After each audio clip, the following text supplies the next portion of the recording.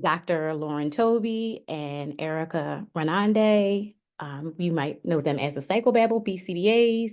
We have Khadijah McCarthy, also on Instagram at Khadijah Erica, and also at Keen Wellness. And we have Quintera Tucker, known as the Mystical Analyst, on Instagram. So before we get started with our presentations, I just want to go over a quick housekeeping items to address before.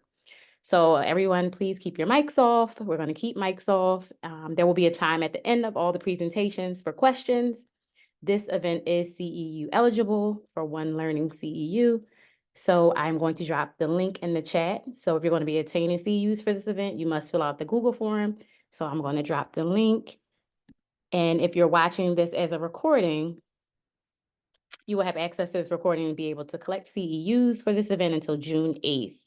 So if you're driving, one last housekeeping item, please keep your cameras off. And so I dropped the link in the chat, and we are going to start with our first presenter, Jared Vann. He's an abolitionist, a behavior scientist, a precision teacher, and a PhD student at Penn State. He is passionate about education and dedicated to making a difference. And today, Jared will be presenting on the topic of applied behavior analysis application to group systems within a general education setting. Thank you. Let me get my slides up and running. Get that going. Oh, didn't click. There we go. So my name is Jared Vann, and I'm going to be presenting on precision teaching. Now, here's a QR code to be able to access my slides. You could also go to jaredvann.com/precision teaching for videos on today's topics.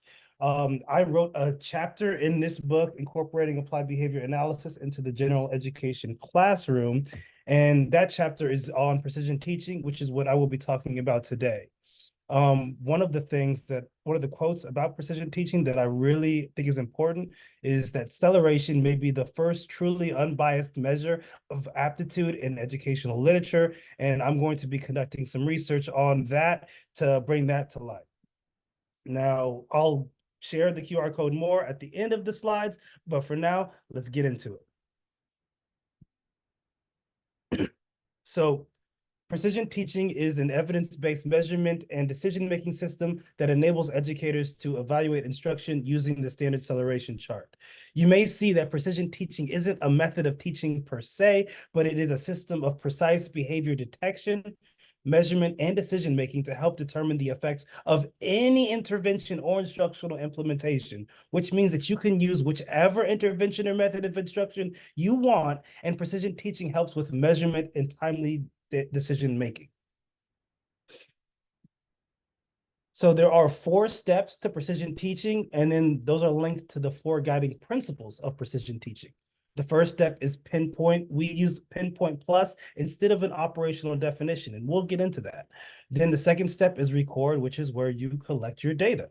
Then the third step is change, where you analyze the data on the standard acceleration chart, making a change if the data suggests a need for modification or a new intervention.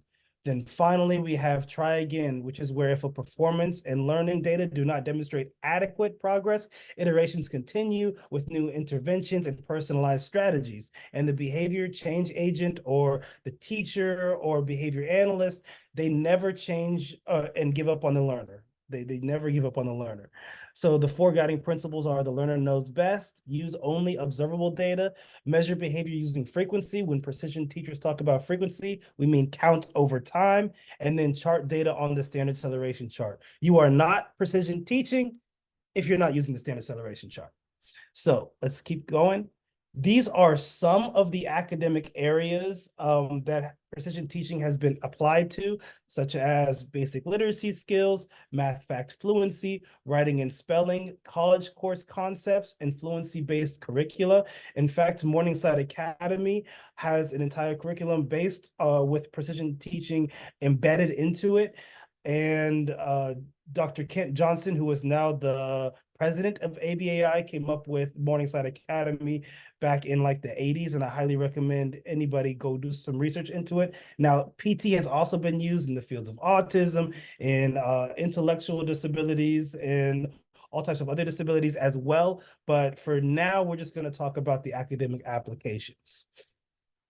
So there's a lot of ways to talk about precision teaching, and it can be confusing for a lot of people. The way that I'm going to conceptualize it today is by talking about my 5 big measurement issues in ABA and education and how precision teaching fixes those and make those no more problems no more. The first problem is using sessions as a unit of time, then using operational definitions instead of pinpoint plus, using percent correct instead of frequency, using a non-standard line graph instead of a standard acceleration chart. And number 5 is measuring an absolute value instead of relative change. We're not going to have time for me to get to that one today, but I have videos on my website of all 5 of these measurement problems that are between 2 to 5.5 minutes that you can look up and share with any individual you'd like. So let's get into this first problem, using sessions as a unit of time. This is one of my biggest pet peeves when it comes to our field, because when you look across that x-axis, that horizontal axis, you have to ask, how long is a session? Are all sessions the same length? Does more than one session occur on the same day? And if so, how many and what effect does that have on the data display? Also, how much time elapses between each session? When you look at posters, when you look at presentations, and when you look at studies that you are reading that are published, you should ask, how can they accurately and reliably compare the effects of their intervention with others when session is such an ambiguous and unknown unit of time? We need to be using standard units. Standard units of time are seconds, minutes, hours, days, weeks, months, and years. Applied behavior analysis is the natural science of behavior. And if we really want to be that natural science that we are and that we purport to be, we need to be reporting across these standard units of time.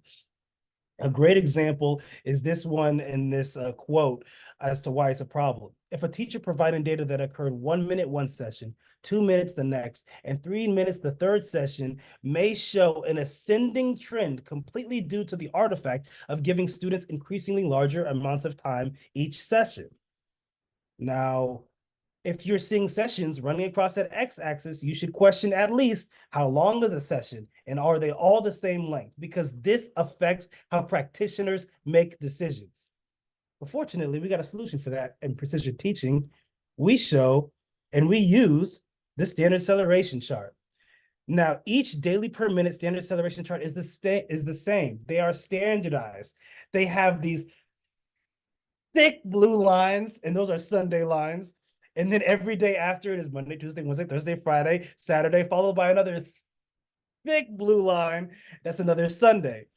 And with the standard acceleration chart, precision teachers note what calendar day a behavior occurred on and how long that observation time is. If you look over to the right in that red box, you can see times, 24 hours, 10 hours, 1 hour, 2 minutes, 1 minute, 30 seconds, 10 seconds. We note how long was the observation time and what day it occurred on. It is a more precise way to describe and detect data, and it provides enough information for the data to be replicated. All you need is a standard acceleration chart, and you can see exactly what was done, when it was done, how it was done, and how to replicate it. That's problem number 1. Let's move on to problem number 2. Problem number 2 is using operational definitions instead of a pinpoint plus. Let's talk about these problems. Operational definitions have 5 overall shortcomings. 1, they differ from the constructs they represent. 2, they are often subjective and arbitrary. 3, they are difficult to operationalize and measure accurately. 4, they may lead to low signal detection for measuring a target behavior. Let's say 3 or 4. That's supposed to be 4. 5, they may not match with the actual events of people who experience the operationalized target behavior. Also, there's no formula for making them. Everyone just slaps together a combination of words until they feel like the description is good enough. There's no standardization. So many times the description ends up ambiguous, subjective, and hard to detect accurately.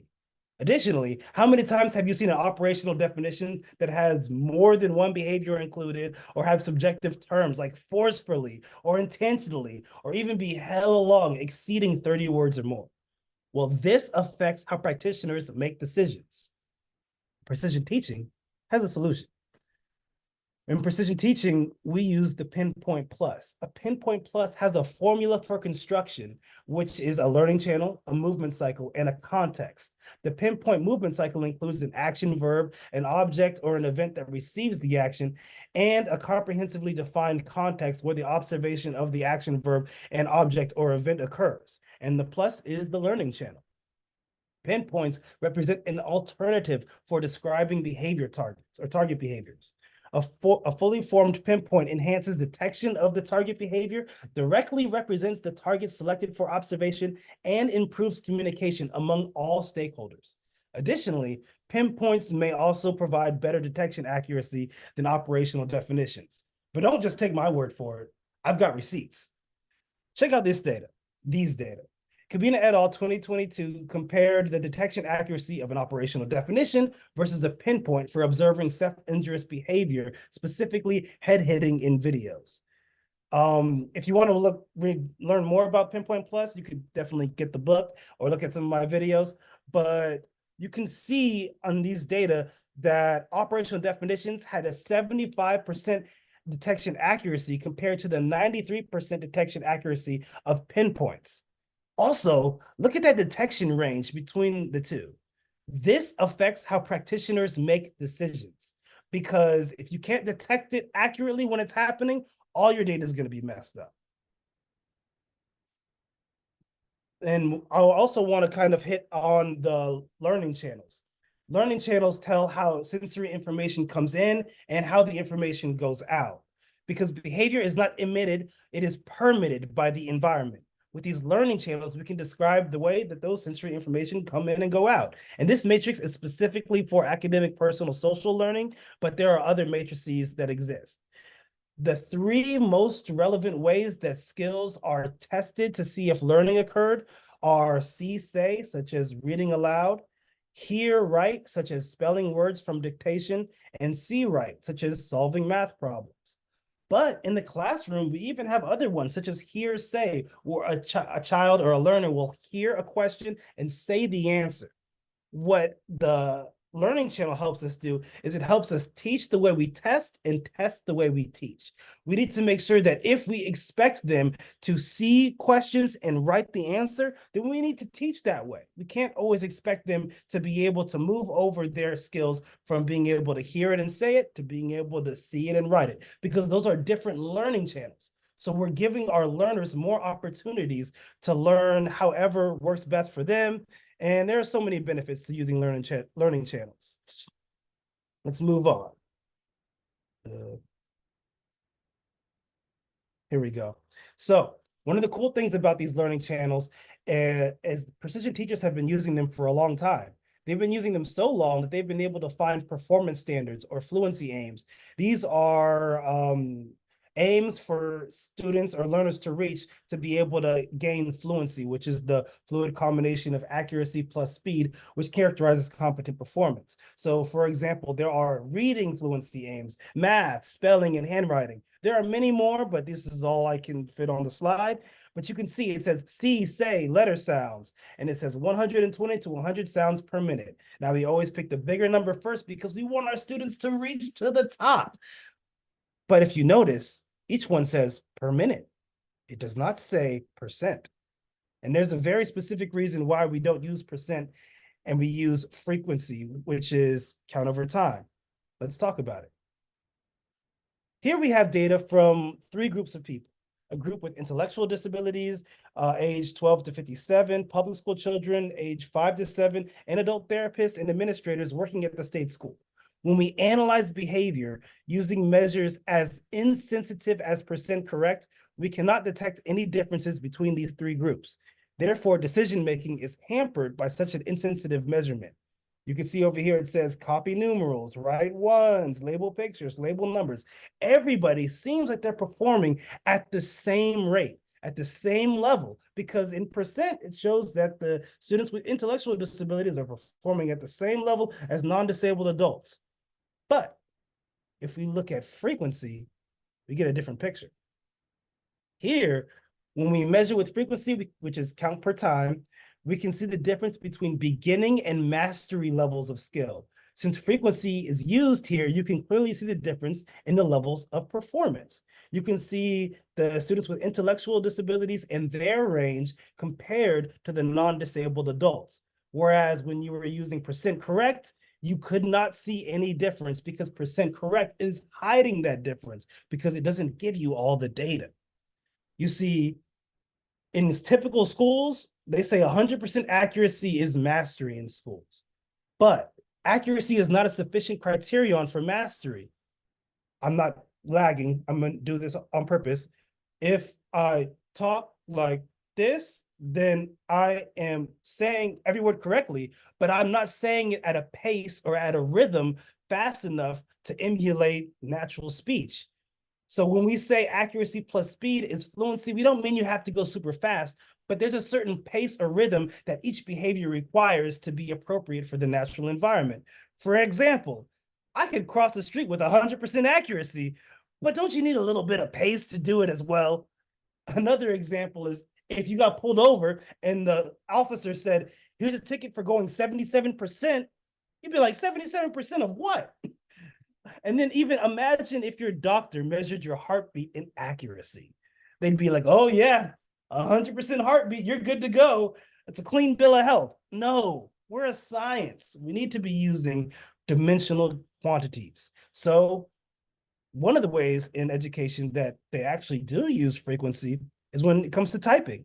It's like, how many words per minute can you type? We need to do that with pretty much all other measures of performance. And when we talk about this problem, we talk about using frequency instead of POO. POO is percent opportunity occurrence. And POO, using frequency instead of POO is more kind to our learners because our learners are able to move beyond that 100% ceiling that we place on them when we use 100% or when we use percent. We can better detect differences in performance over time, as we saw on those charts.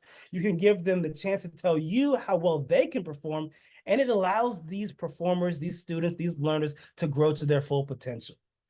Now, I know what you're saying. Oh, is percent bad? Well, no, I used percent earlier. And it has its uses, such as describing demographic data, but not when we're measuring performance. We should use frequency for the most part for performance data instead of POO. Just don't turn your data into percent correct. And here are some more problems with POO. With POO, we don't know how many opportunities there were for responding. We can't tell how much time was required to complete the work with POO. You can't demonstrate or imitate the performance because it lacks time-based information to duplicate POO. So I highly recommend not using POO ever in performance data, because here are some examples. You could be 100% accurate and still have a level of performance below what is considered competent.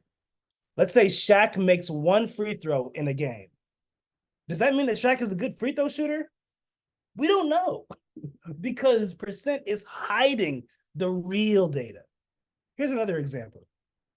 Two students take the same math test and score 100%. Student A took 5 minutes to finish and student B took 30 minutes to finish. They both were focused on the test the entire time. Student B's parents say that student B was struggling with math at home, but according to the test, they're on par with their classmates. In the chat, please tell me which student knows their math better, student A or student B? Because this affects how practitioners make decisions.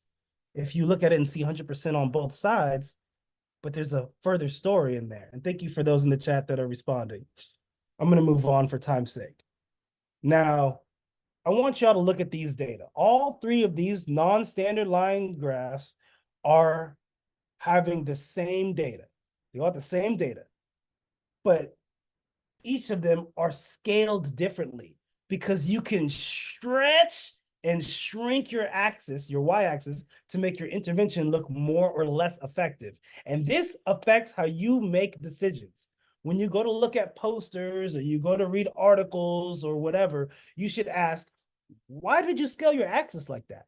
What rules were followed to select the scaling, and are they the same rules across different graphs? And I'm not trying to attack those who use non-standard line graphs, because that's what's taught. When I learned as a master's student, this is what's taught. But we should question if this is the most scientifically rigorous practice. And is there a better way? Well, you're talking to me. Of course, there's a better way, and I got you. I got you. A standard acceleration chart can measure 1 per day to 1,000 per minute, which is essentially the entire spectrum of human behavior frequencies. There are only 2 behaviors that could probably go off the chart, which are drumming, maybe, and then one guy that was the fastest tap dancer in the world, maybe. But those aren't, classroom performances. So we're good. This one chart can reliably display any behavior in the class without changing its axis. In fact, precision teachers can compare it across different behaviors, people, environments, conditions, and more, all on the same visual display. And the standard acceleration chart has exactly 140 days, which at the time of its creation was about the time of one entire school semester. Thus, both frequent and infrequent behaviors can be plotted on the same graph and displayed for an entire semester with no need to change anything. You see, with the standard acceleration chart, precision teachers can quantify the level with level value, trend with acceleration, and variability with bounce. When non-standard line graphs are used, subjective words like high, low, moderate come into play, which beg the question, how can you accurately and reliably determine and describe the effectiveness of an intervention without numbers? Words like high, low, and moderate are subjective and fail to stand up to scientific rigor. And science isn't just based on what we agree to be true. And I'm looking at you, iterative reliability. Look, we need to quantify or express the measurement in numbers if we hope to apply science to our analysis of behavior, because this affects how practitioners make decisions. You see, performance is the measure of behavior one time, measured in frequency, count over time. Learning is a process, and learning is the measure of the change of rates of responding over time, also known as acceleration. We see acceleration by using the standard acceleration chart. And I like this little quote, acceleration is to learning as meter is to length. One of the biggest arguments, I know a lot of people are thinking this out there. One of the biggest arguments against the standard acceleration chart is it's too hard to learn or it's too hard to use. That's what so many people say. Well, I got you. This is Teresa's chart. She was 6, and she was working on her sight words. And she learned how to use the standard acceleration chart. You can see her little self-portrait over there off to the side. And you see those little dots? Those are the correct responses, and those X are the incorrect responses. The incorrect responses, the X's are going down, the dots, the correct responses are going up. So she's learning her sight words, and we love to see it. So if Teresa, a 6-year-old, can learn and use a standard acceleration chart, I think we all can. If you can learn the science of behavior and apply it in real time and in real life, I think we could all learn to use this chart. Not saying that it's super easy, but I think it can be done. And if that's not enough to get you, I made this table showing each ethics code section on the left and the potential ethics code violation on the right. I was able to identify 20 potential ethics code violations for using non-standard line graphs instead of a standard acceleration chart, according to the BACB's own guidelines. Now, I'm not calling any person unethical for using the standard acceleration chart or for not using the standard acceleration chart, because this is the problem with behavior analysis as a whole, how we train behavior analysts and what is reinforced and punished in our field. The message is we have a better technology to detect, measure, and decision make than the one that most of us are taught how to use. I believe our learners deserve the best technology we have to offer. The only question is, will we use it? Our ethics code should inform how practitioners make decisions. So that's what I have for you today for precision teaching. Here are my citations. And here again is my QR code for you if you want access to all my slides. You can also see me on Instagram, Jared Van Education, TikTok, Jared Van Education. And if you want to send me an email, ask a question, jared.van92@gmail.com to reach out to me. Thank you so much for having me. And that is my time. Great presentation. One thing Jared is going to do is make us all think about